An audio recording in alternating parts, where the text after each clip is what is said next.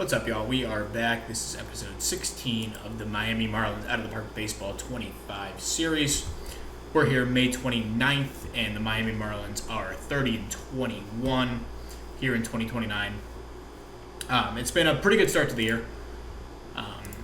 Check out month by month. April, we were fantastic, 17-9. We got off to a great start, and things kind of, come back to earth here in May. 13-12, still a good month.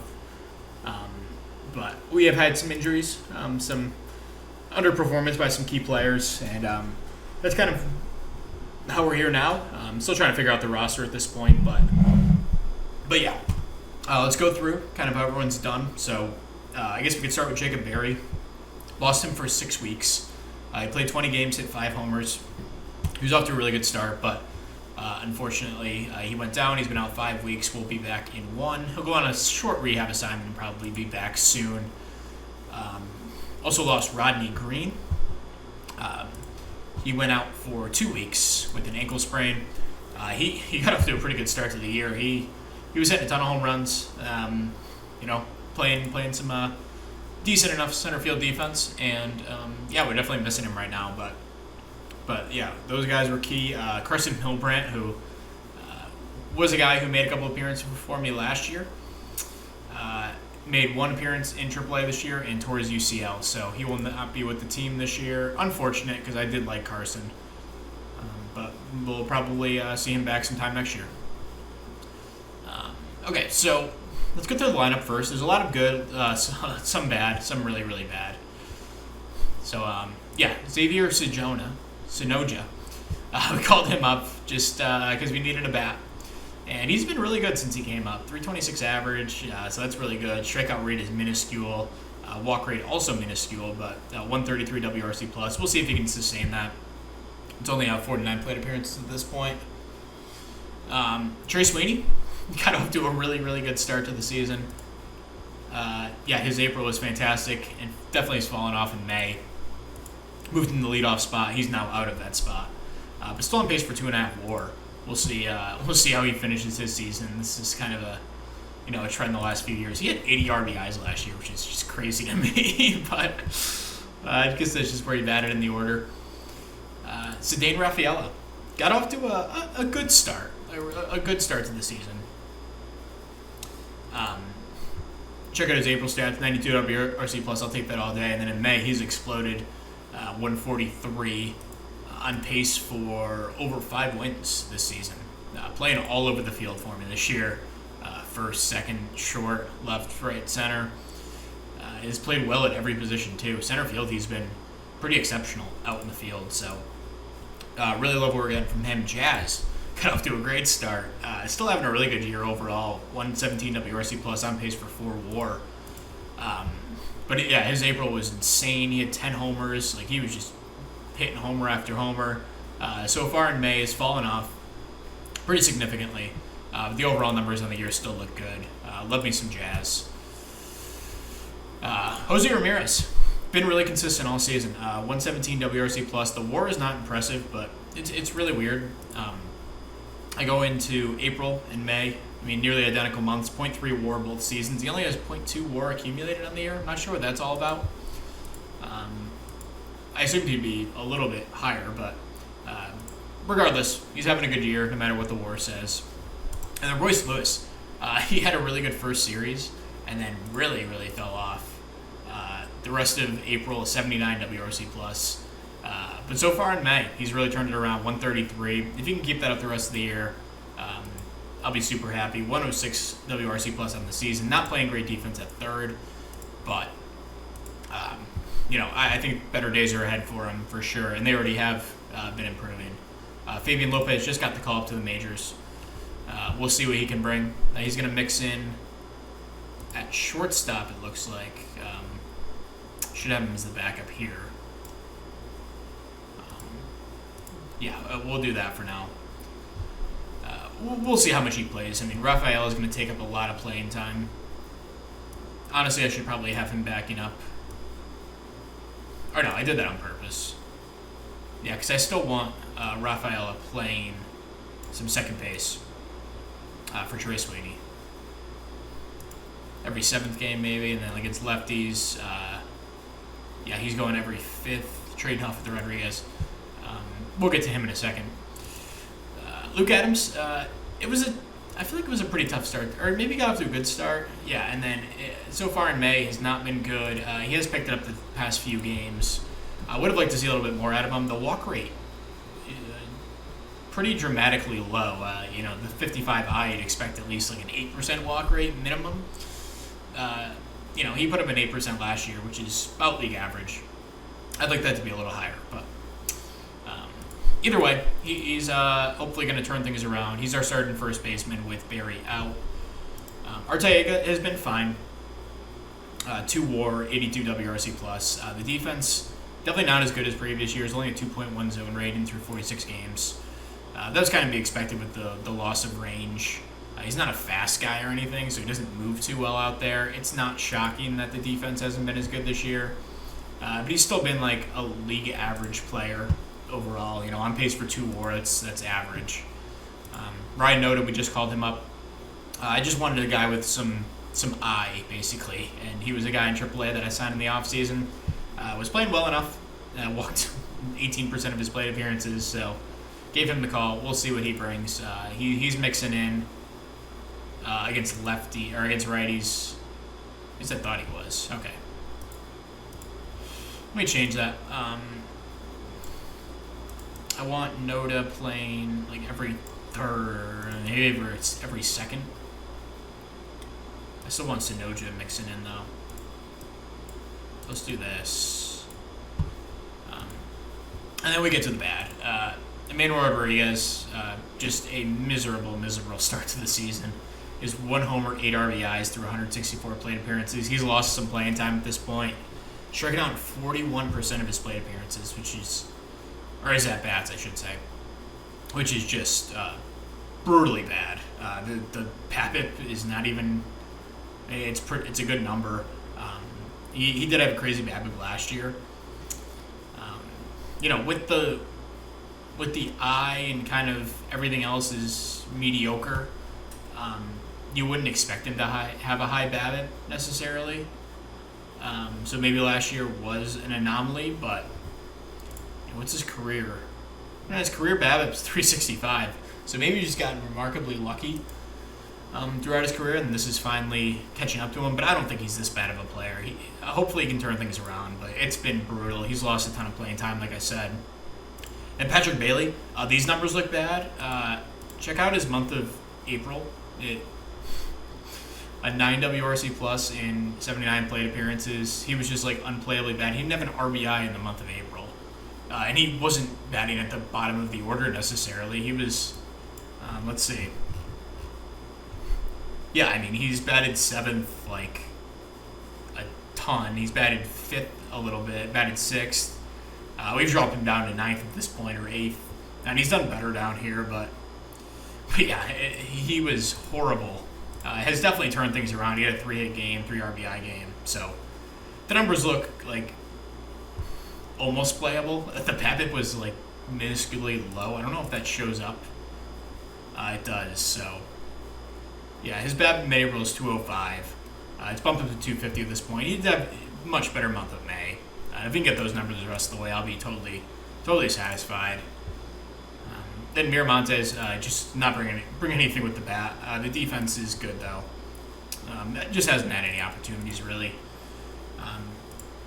What we do with some guys on the way. We have... Jesus Gallo is down here. We signed him to a minor league deal this offseason. Crushed AA, just called him up to AAA. Jonathan Wilson has played okay in AAA. So he might get the call sooner rather than later. He's only 22, though, so don't want to rush him. And also, I think he was a first-round supplemental or second-round pick last year. Chad Rogers crushed A-ball, absolutely demolished high A this year. So he just got the call to AA. We'll see how he does. And then an update on Luis Herrera, killing it in high A, 142 WRC plus. I'm waiting on a scouting report to see if any of this ticked up so I can accurately call him up to AA. I don't want to rush him again. So we'll see how he does. in that scouting report. Luis Kova crushed A-ball finally. He did something. 207 WRC plus 3 WAR in 34 games, just insane. So he got the call back up to high A after getting sent down last year. Hopefully he can turn things around. The power has finally ticked up after being at 20 for years. And he looks like a potential major league player. Then we go over the pitching. Yuri Perez has been fantastic. He was actually way better. Yeah, he had this miserable game against Arizona that we wound up winning yesterday. But his ERA was at 2.35 and then jumped up to 3.18. He's been fantastic. So the numbers actually are better than I think this indicates, or I think he's pitched better than those numbers indicate. Jesus Luzardo, he's kind of figured things out. He lost more velocity on his fastball. He's down to 88 to 89. The stuff isn't there, but man, he's upped his control like crazy. He's only walking 1.5 guys per 9. The Ks are way down, obviously, but the FIP is as good as it's ever been for us. So even though he's working with diminished stuff, he's figured some stuff out here. We'll see if this is sustainable, but super happy with the results so far. Jason DeCaro has been solid. He's had some stinkers down the stretch here. Definitely has boosted his ERA. So he goes from 3.35 up to 4.08. The Ks haven't quite been there yet, and the walks are a little higher than I'd want with the 60 control guy. But still, super, super happy with his first year results for us. Hayden Birdsong has definitely been disappointing. He was much better until his last 2 starts. But the FIP still looks good. The Ks are way up this season, which I love. And the walks and home runs are about in line with his career averages. And Eric Spiegel, just gave him the call. Made 1 start, 7 innings, 1 run. Only 4 Ks, but I mean, he was dominating in AAA. So I gave him the call because Casey Mize is kind of sucking. So he'll be in the rotation until further notice. We'll go to Casey Mize here. His ERA went up to 5.48. I kind of just pulled the plug at that point. I moved into the bullpen. 2 good appearances since. If he could be a long man for us, that'd be sweet. But then the bullpen, honestly, has been fantastic. Anthony Maldonado has been incredible through 19 innings, 19 appearances. Matt Brash has been an incredible signing as well for $8 million. An ERA under 1 as well. The FIP is ridiculous. The ERA plus is ridiculous. He's been probably the best reliever in baseball this year. And John McMillan, a guy we picked up last year and traded Tampa for Francisco Valoro, who is still stuck in high A, unfortunately, but not hitting too poorly. That was a 1-for-1 trade, and this has definitely worked out. He has an ERA of 1.42. The FIP looks good. Even if he goes back to like a 2 ERA guy, I'd be totally fine with that. Jose Butto has been a really good signing, minor league deal, $1.3 million. The FIP looks great. All the triple slash, the home runs, walks, Ks all look good. So he's been a big pickup. Then Jorge Mercedes has also been really good, moving into a lower leverage role this season after kind of being the closer last year for a good portion of the year. Again, the FIP looks good, the ERA looks good, all the important numbers that I look at. His walks are way down. Strikeouts are down as well, but overall I'm super happy with him. Marco Rea just came back from injury. He's only made 1 appearance. Alton Davis I just called up, former 4th-round pick in 2025. He wasn't really pitching well at all in AAA. He actually had quite a few walks, but he was on the 40-man. I kind of needed an arm, and he was the guy that stuck out to me. So we're going to give him a shot here. His first taste of the majors. He was on the 40 last year. Didn't make an appearance. One signing that didn't work out was Luis de Avila. I still have hopes for him, but he was going up 3.1 home runs per 9. The walks were high. Had an ERA of 6.62. So I still have faith that he can be a good pitcher this year for us, but at the moment we're going to send him down to AAA again. Bradley Blaylock, I wound up DFAing. He wasn't pitching bad or anything, really, or he wasn't pitching that bad, but the home runs were high. I just wanted to give some other guys a shot. I was kind of done with that experience. And I think that's it for pitchers who have made appearances. Dominic Fritton started the year on the Major League roster. He wasn't horrible or anything. But again, I just needed an arm. He's down with the finger blister, which is why I didn't call him up. Should just make him a reliever, though. I don't really see him as a starter. And his stuff plays way up as a reliever anyway. At least his potential stuff does. But he's 26, so that's that. This guy, Kalen Diger, who we got in a kind of nothing trade for Edward Cabrera. What was that? This offseason? Yeah, this offseason. And Daniel Dickinson. We got him and Jared Purify, who we wound up flipping to Minnesota in the Royce Lewis trade. But anyway, he's a guy I'm looking for. Maybe if we need some starts. Jack Finlay's on the 40, so. And our AAA team's playing really well, as far as I can tell.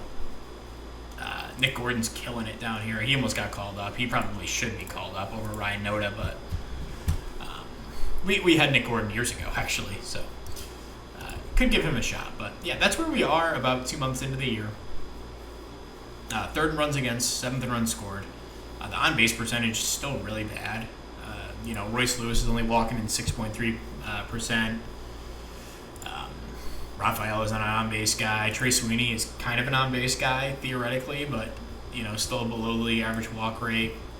Jose Ramirez isn't walking like he used to.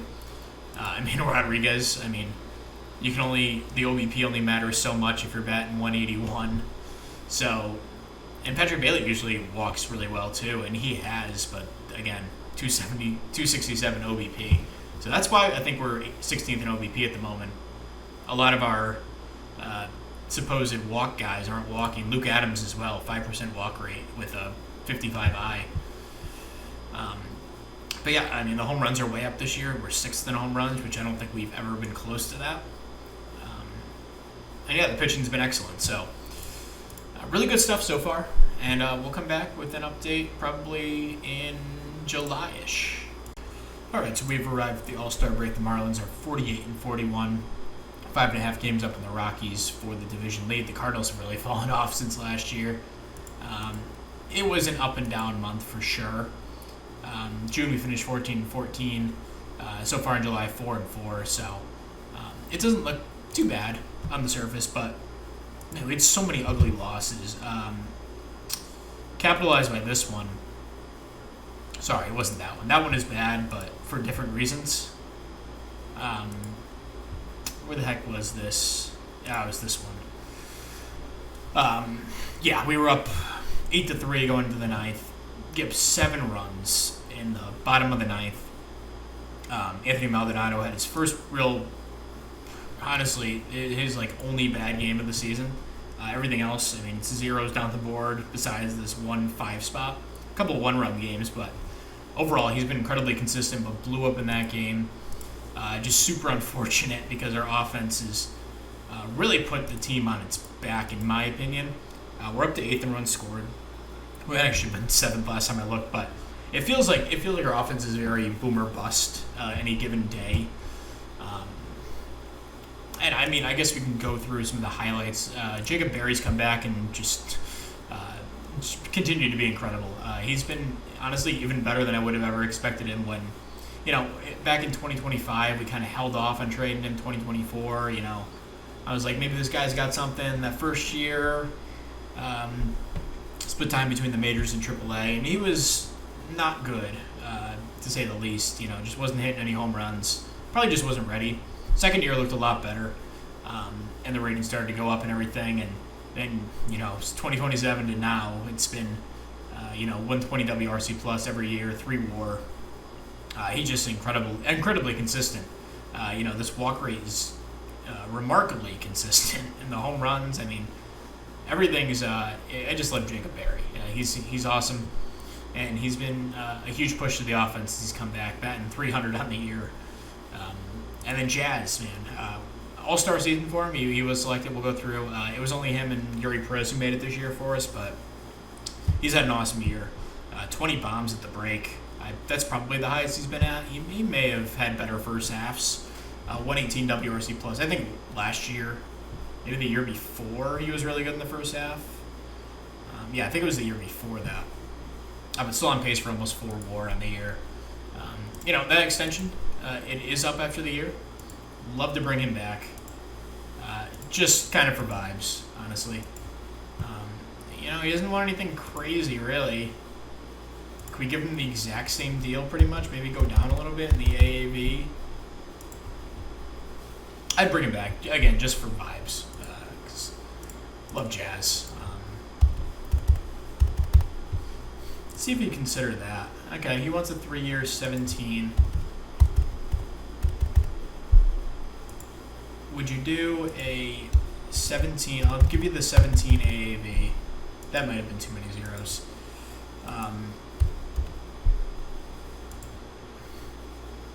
I kind of want a team option here. Just some out. I'll even give you a decent buyout. I give you the MVP bonus, the All-Star selection bonus. That's fine. Okay, he really wants those 3 years, so being really skimpy with the money here, but it is kind of essential.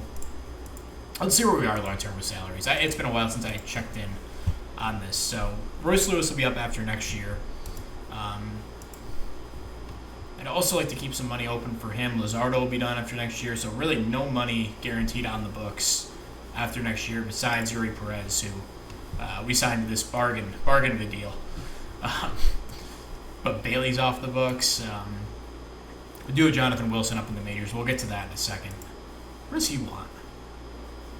He's 30. Yeah, I'm going to pass on that, I think. Ramirez got the team option. Cedane Rafaela will be a free agent after next year. Jacob Berry's approaching a contract. Arteaga's gone for next year, so Trey Sweeney's gone, who's had a decent season so far. There's kind of a lot of decisions here. Maybe this is an off-season thing with Jazz. I don't really want to rush into anything. So, but yeah, he was an all-star in the first half. Really good season. Rafaela's been excellent since kind of taking over this super utility man, like a true super utility man, not like this DJ LeMahieu play second and third and first. It's actually like every position, essentially. He'll probably mix in a third a little bit moving forward, but I have Luke Adams there as a backup. And then I had Sejona there as well. So he just had to play third, but he definitely could. And he's been really good defensively everywhere, really good offensively this season, on pace for 3.5 WAR in just 122 games projected. He's been great. Arteaga has had a really nice stretch here. WRC plus up to 109 on the year. Really fighting for his job here. He hears the footsteps coming behind him with a couple different guys. So he's held on the job. He's been really good this year. Royce Lewis has been really disappointing, honestly. He's been fine in a bubble, but we're paying him a good amount of money, $25 million. He just really hasn't produced like that yet. We'll see. We'll see if he can turn things around. June was a rough month for batting average, but the power was kind of there. 95 WRC plus. So far in July has been good. So get this up to, give me that 115 WRC plus, maybe a 120, and I'll be stoked at this point. That's how low the bar has been set with this team. Rodney Green's come back from injury, and he's been a really important part of the squad. 13 home runs in just 229 plate appearances, on pace for 24 in 109 games. 107 WRC plus isn't incredibly impressive. He plays a good center field. He's got some wheels. He probably should steal with him a little bit more. Yeah, he's got some wheels. He's a big part. Power, speed, defense. Trey Sweeney, again, has fallen off since a hot start, but overall, I'm totally fine. If he can maintain that for the rest of the year, I'd be totally happy. Sonoja, I keep saying his name wrong, but whatever, it's gonna happen. He's had to play a lot. He's played some third, he's played some left, he's played some center. Not really good at third defensively, but outfield he's been good, and he's hit 311 average on the year. That's pretty much all I care about with my backup outfielders. Just slap some hits, get on base a good clip. He basically doesn't walk at all, but also doesn't really strike out. 105 WRC plus, totally happy with that. He's been a good player. Jose Ramirez has fallen off since a good start. Did I pull him out of the leadoff spot already? No, he's still leading off. Let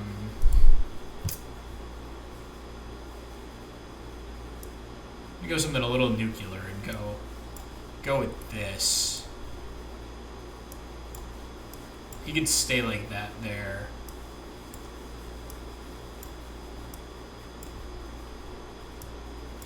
I like Artega at the bottom. We'll do something like that. But yeah, he's been a little disappointing. A good start, but the walk rate's not really there. He's striking out a lot more than he ever has. He's probably just done, but not the worst signing in the world. I still like J-Rom. He brings a fan favorite type of player. So then Luke Adams is kind of lost the starting job here with Barry coming back, but he's been a nice player overall for us this season. I'm backing him up at third right now. He's played some left. He's played first a ton. DHing a bit at the moment with J-Rom's struggles. I should actually move this up a little bit more. He's played quite a bit of DH. Let's just do every third. Then Patrick Bailey, it's been a disappointing year with the bat. The strikeout rate's way up, which is not a good sign long term for a catcher. And we're definitely going to miss his glove after this season. But we do have Jonathan Wilson up in the majors. I'm hoping that he can kind of come through and take Patrick Bailey's job this season and show us something for the future. He's got the pop, theoretically. He's yet to record a hit in 13 plate appearances, though, since coming up. He's been up for maybe a week and a half. But he's playing every fourth right now for Bailey. Manuel Rodriguez completely lost his job. He's barely played in the last month. It's just not. I couldn't continue to run him out there. It's just unplayably bad. So probably gonna get traded here at the deadline, even if it's for nothing. I just need him off the team at this point to give some other guys a shot, but I don't want to get rid of him for nothing. And pitching wise, Yuri Perez, continues to just be fantastic.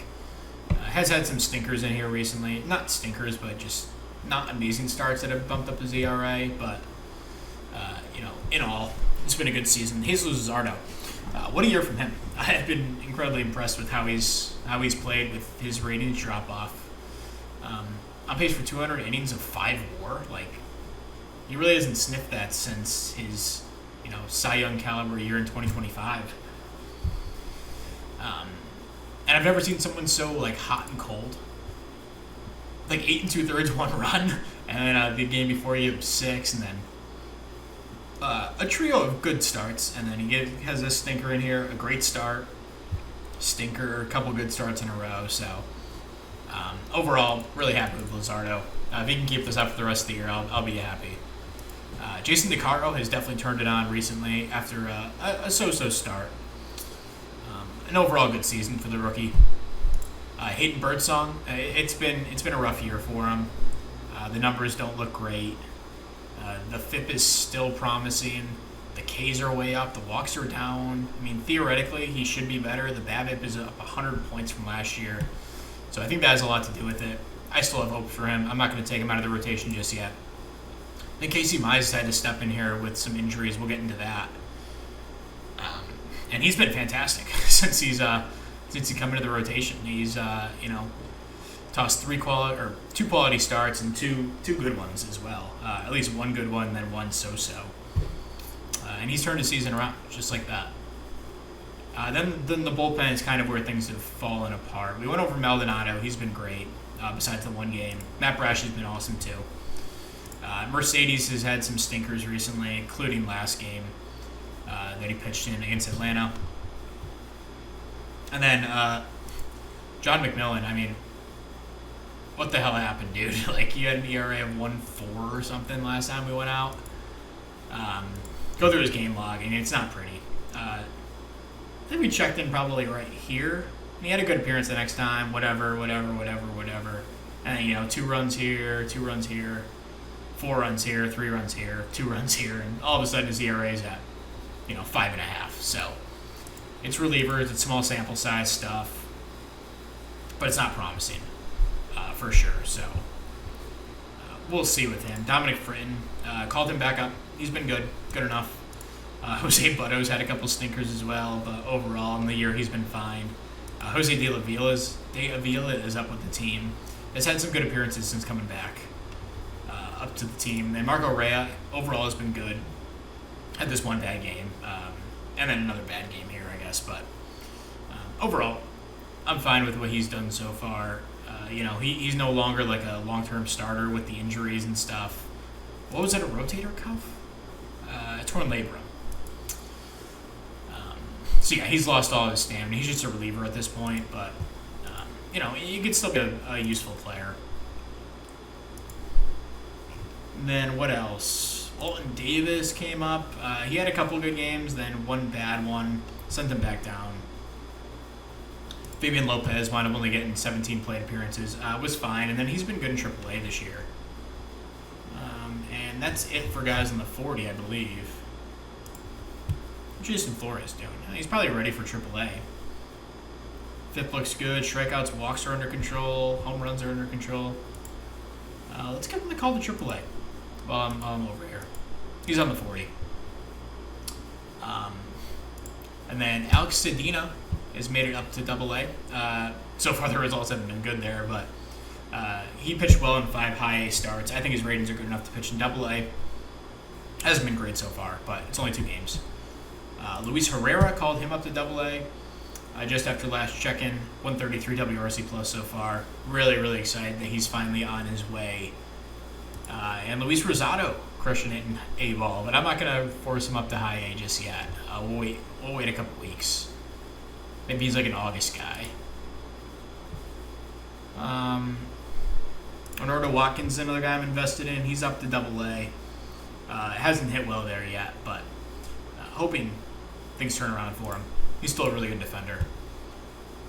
His ratings have dropped off yet. And then some news, Eric Spiegel went down with a torn biceps. It was a 2-month injury. He's out for another month. Had the one really good start, then got hurt. 14 pitches in to his second start. So we'll be without him for, up until probably August-ish. Then we called up Kalen Dykert to make a start. He pitched fine in his first one, 6 innings, 3 runs, totally cool with that. And then the next start, again, got through 9 pitches, gave 3 runs, and got hurt. Rotator cuff inflammation, never a good sign. He's out for 6 more weeks. So that's why Mize is back in. And that's the update. So we have the draft in a few days. We'll come back for that. Our All-Stars, again, were Jazz and Yuri. I guess we could check out the rest of All-Stars. There's the American League. And the National League is just pretty stacked, especially at shortstop. So I think that's why Arteaga didn't get a shot to make the All-Star team. Noel Marte is insane. Mason Wynn's an incredible defender and a good offensive player. Roderick Arias has been awesome this year as well. And then this guy, Frank Esquivel, has also been really good. So just really no pathway for Arteaga to make it this year. I think he could have. This is the rest of the All-Stars. Jazz makes it in right. He's had a good year. And Yuri Perez will not be the starter. It'll be Tariq Skubal, who's, man, great season for him. How the hell did they get him? They got him in a trade this offseason? Last offseason. No, this offseason. What did they give up? Okay, that's not... oh boy. This guy better be insane. What the hell? It's like they won't make a deal with me, and then they go and make that deal. And then they sign him to a reasonable enough extension. What is that? 30-something mil a year? No. That's like 40 mil a year? Is that right? That can't be right. No way they gave him 40 mil. Oh, no, okay. It is. All right, 35 mil. It's a little pricey for a 32-year-old, but no worries. So, we'll come back for the All-Star game. Okay, I didn't realize the draft was literally 2 days ago, and I said All-Star game, I meant draft. So, first year player draft, we have the 12th pick. I dropped down a spot in the lottery. And let's jump into it, I guess.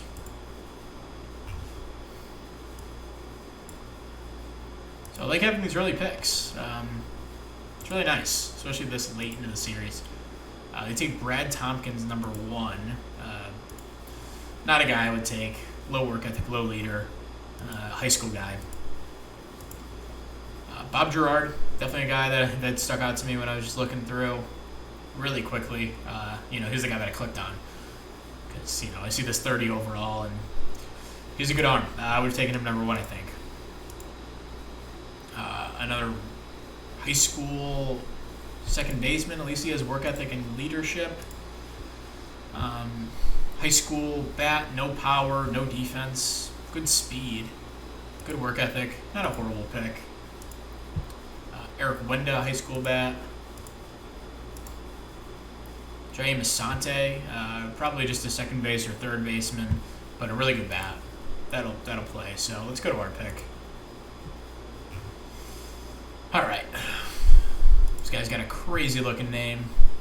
Good thing I'm not drafting him, because I would not want to even get close to pronouncing that. I just call him Zolt. Zolt? Probably just Zolt. Jeff Johnson's not bad, but he's a side armor. Don't really go for those types. Jimmy Williams, good floor. Kind of like Jimmy Williams if we're going for a high school arm. Eric Williamson, 3-pitch guy, no breaking ball. Good work ethic and everything. The home runs allowed being that low is concerning. Another high school arm. Oh, I have only pitchers selected.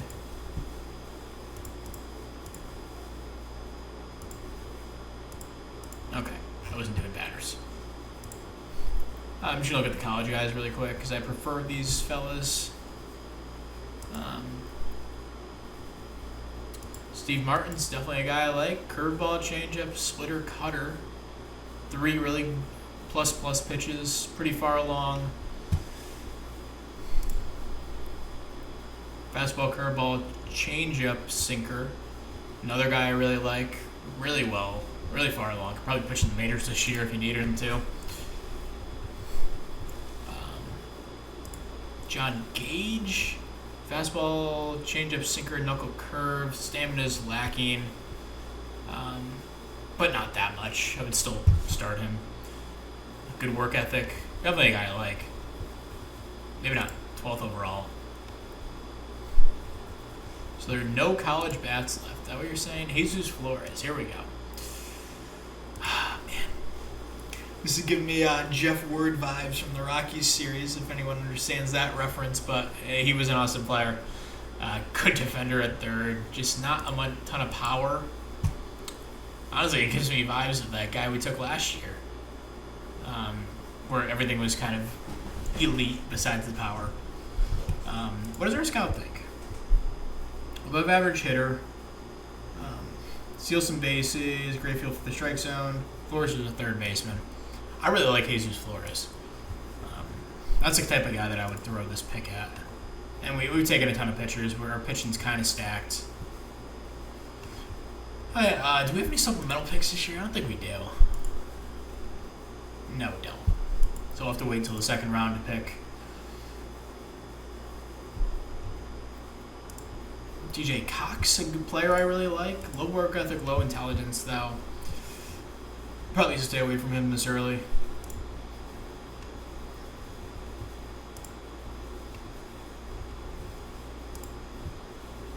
Yeah, the way that the college guys and the high school guys have worked out in the save, I'm definitely just kind of totally out on taking high school guys in the first round.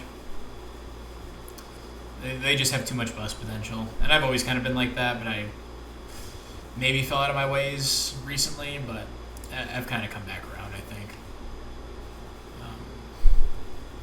So, I mean, I really like Jesus Flores. I don't know if this is a bad value pick. Man, 35 power is not like a 20 or 25 power. We could work on it in the lab. He's only 22, just turned 22. Can honestly play a ton of positions too. He could play some corner outfield if we need it, but he'd be a third baseman for sure, and a good one too.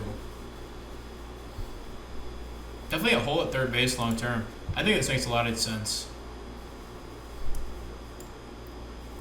Low enough demand. Under slot. Maybe I should look through these high school guys. Just, maybe there's someone that I'm just completely missing.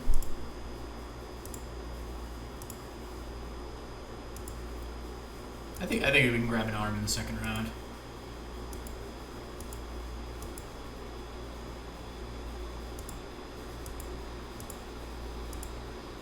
Yeah, there's so many pitchers here. Oh, Mark Colbert. Oh, man, I love my big power, big eye guys. Good work ethic, good intelligence, good range. I feel like we just... I don't know. The avoid Ks is just brutally bad.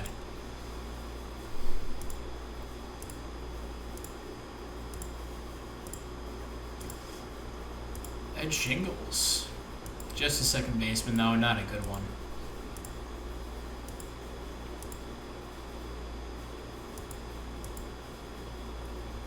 Yeah, I think I made my decision. I'm going with, what's his name, Perez?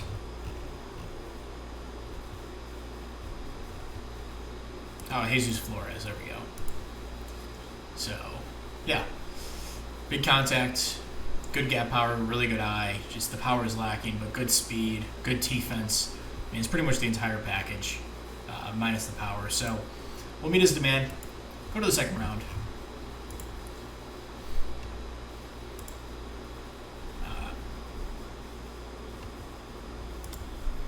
Okay, any college guys left? Jim Braveman's fine.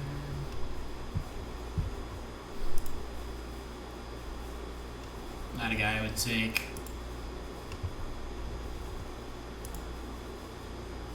Jerry Patton's a college guy who looks like a high school player by his current projections. Probably just a third baseman too.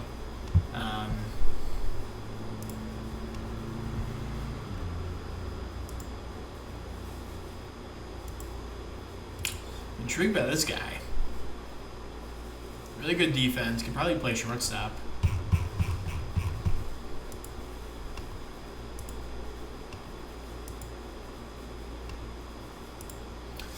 I fear we're probably going to wind up taking a high school arm. Cavazos, fastball, slider, curveball, changeup, sinker, splitter. I mean, excellent pitch mix. Good work ethic. Well developed for an 18-year-old.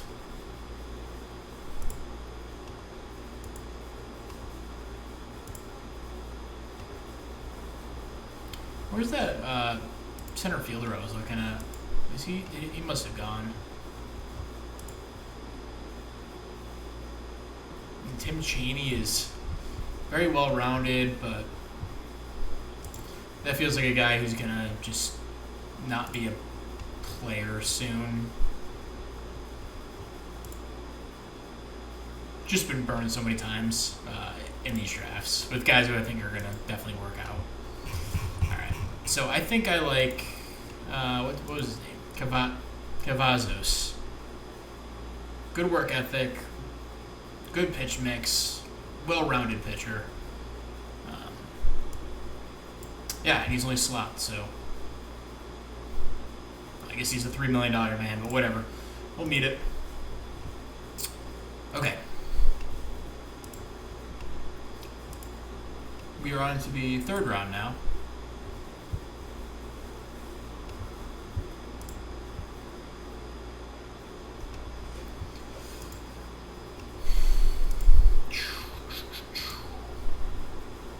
Juan Uribe. I wonder if he's the son of former...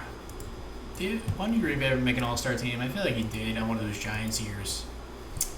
One of the Dodgers years.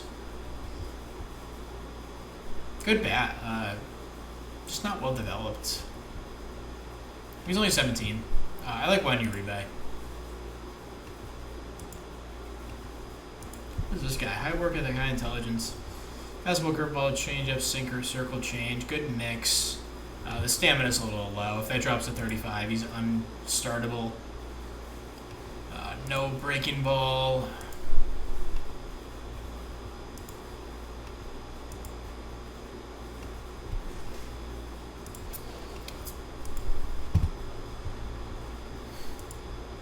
Love me a catcher, but his floor is a little too low.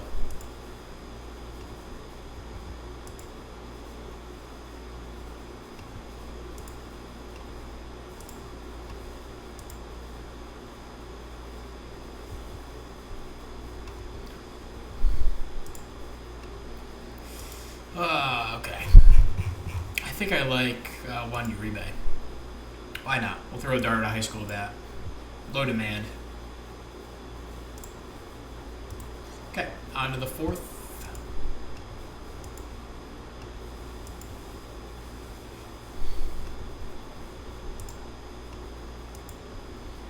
I mean, I've been passing over Ken Della, but maybe I shouldn't be. He could probably be a back of the rotation guy if he works out. Good pitch mix. Got enough breaking balls in there.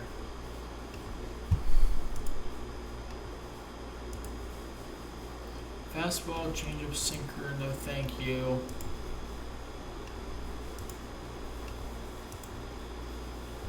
Fastball, curveball, changeup, sinker, circle change. This guy I looked at. Wouldn't mind throwing a dart at him though. I mean, he looks like a good arm.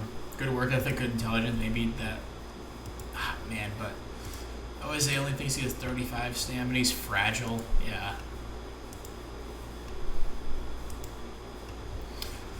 Try to avoid the fragile guys because it's only going to get worse. Typically, it doesn't get better.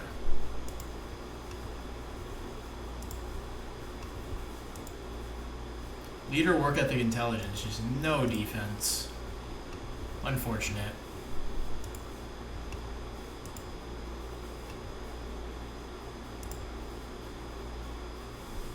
Work ethic, intelligence, leadership, great stamina. The upside isn't great. Slider, curveball, changeup, cutter. I like that mix.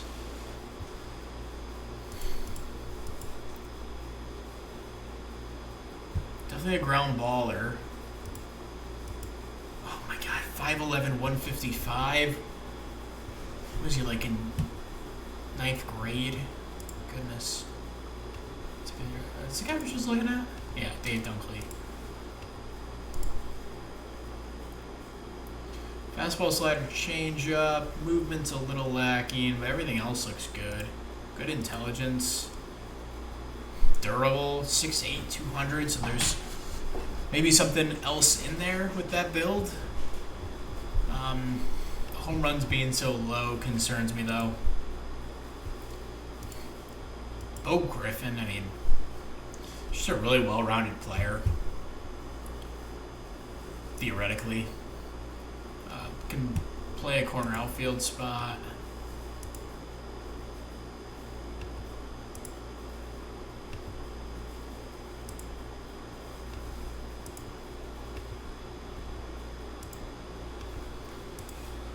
Jim McCarthy, no defense. And there's a reason all you guys fell, because they're not perfect players. Cutter, splitter, changeup, slider, well balanced, good stuff. Side armor, unfortunately, so you might have some weird splits in the future. He's a lefty, though. This intrigues me. This Bobby Pratt character.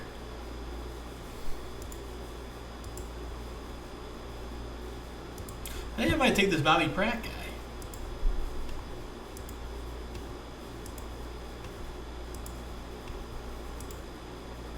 At the very worst, it would be a good reliever if he develops.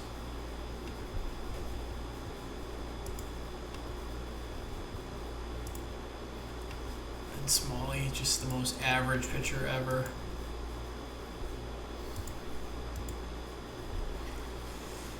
Jody Watson looks like a prototypical fourth outfielder. Maybe even better. 21. Good floor.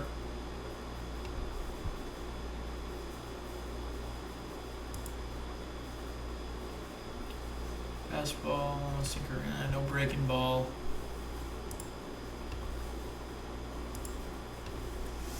Alright, so it's either...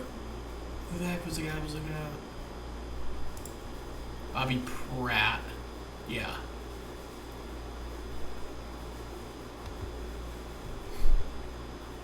Or Jody Watson. I'm going to take Jody Watson. I prefer a college bat. But if that other guy's there, we'll take him.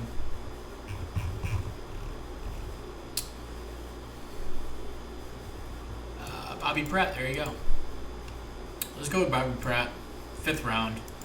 And we'll do the rest off camera. Come back with the results. Alright, so let's jump into the draft results.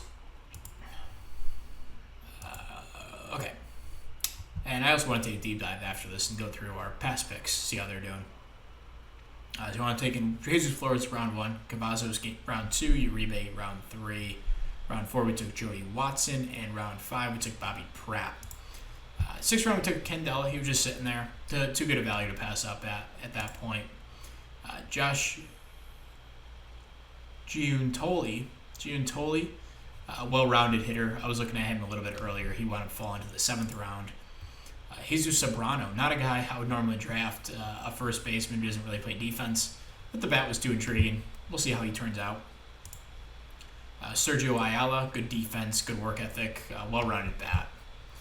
In the 9th round, and then Chris Christian, great name, work ethic, intelligence, good upside, corner outfielder. Eddie Evans, a guy I liked, college guy, good speed, corner outfielder probably. Not an ideal guy, but maybe a career minor leaguer type in the 11th round. Not a bad pick. Nate Delliston, he took our first reliever here. Good work ethic, good intelligence, good pitch mix. Overall, looks like a decent reliever. Sergio Gatica,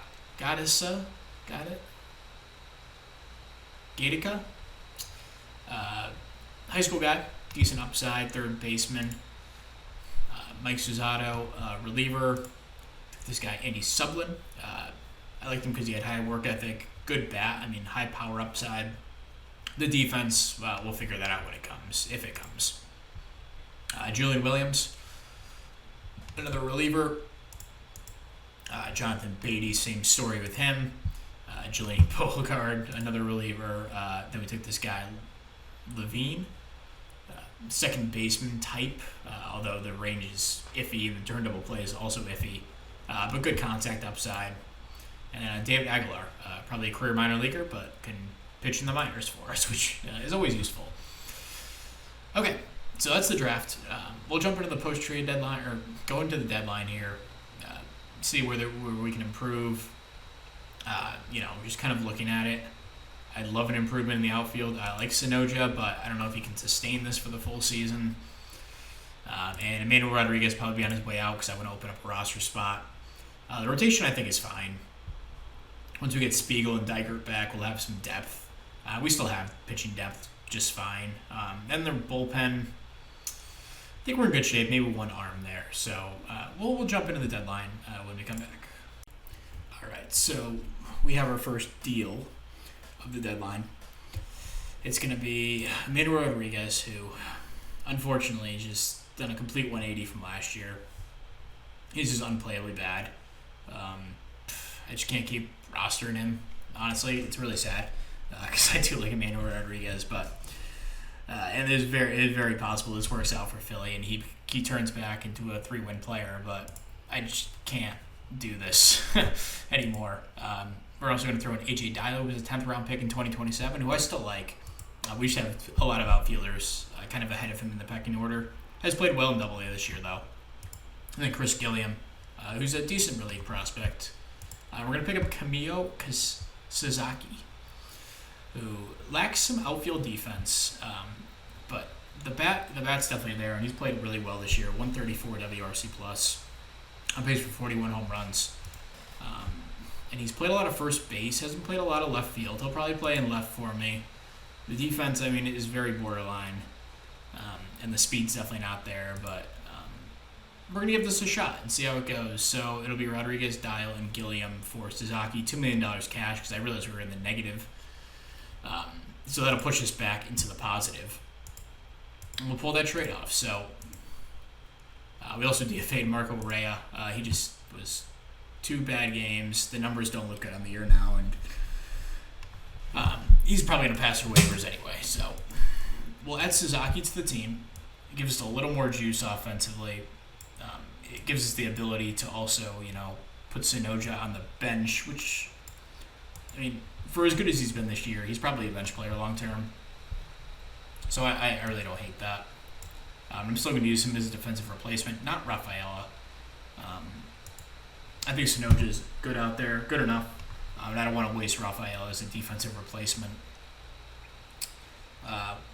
We also have Fabian Lopez back in the majors. Trey Sweeney got hurt. I think it was like a 5-week injury. We'll check on that in a second. But just trying to figure out how I want to play Rafaela. Probably every 5th there. Maybe every 4th. Let's do every 5th. And so, I mean, Sasaki can slot right into the 5 hole. That's honestly perfect. And we'll do the same thing here. Rafael can play a little bit less. He's still playing every 2nd for Lopez there. Sasaki, I like him right in the 4 hole there. So, perfect. The pitching staff is... I could probably use one more arm. Jack Finley, we called him up because we needed a guy, and he gave him 4 runs in a 1/3 of an inning.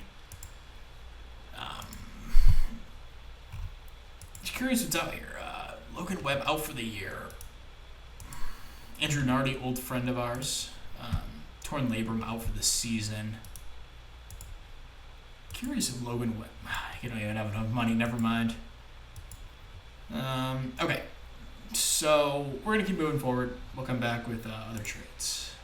Alright, so we have one trade to try to bolster the bullpen a little bit. We're going to pick up Jordan Leisure from the San Antonio Lobos. He's had a bit of a rough stretch here, but overall the numbers in the season look really good. He's got a couple of years of control left this year and probably next year. Then we're going to give them Chris Rotundo, 30-year-old minor league guy that's having the offseason, hitting really well. Hit really well in AA, not so much in AAA. They could probably use him. And then Santiago Moderno, I didn't need to include him, but I wanted to throw in a flyer for them because this felt a little cheesy. So we're going to pull off this trade too. So we'll add Leisure to the bullpen. And then we can send down Jack Finley and add Leisure to the bullpen. Cool. So, I mean, I think this bullpen's pretty set. As long as McMillan can turn things around, Avila's been good since coming back up. Mercedes has got to turn things around. He's had a rough little stretch here. Besides that, I think we're good to go here for the second half. So we'll continue some ahead to the deadline and see if there's anything else that needs to be done. All right, so we're here at deadline day. And I think this is the team we're going with. It hasn't been a great little stretch here. But there's been enough promise. We had this barn burner of a series against Cincinnati. We won 16-10 in this one. Really bad performance by Yuri, but the offense put up 16 runs, which is huge. And then we had this 7-6 win, which was big as well against the series. We took 2 out of 3 against Cincinnati, who's always a good team. Excellent offense. And a decent, what did we go, 3-4 stretch here, and hoping to take the series here against Kansas City, as we have 2 more games in the set. But Luis Herrera continues to kill it in AA. He might get a call up to AAA before the end of the year. That would be like a 5-game sample at the end of the season or something. But yeah, super excited for him. He's almost here. It's been a long time coming. What's going on with Sedina down here? A lot of walks. Maybe just not ready for AA. But yeah, that's how we're going to end the episode. Thank you very much for watching. We'll see you guys next time for hopefully some playoffs. We are 2.5 games up in the Rockies, so it might be a September episode and then playoffs. But we'll see you guys then.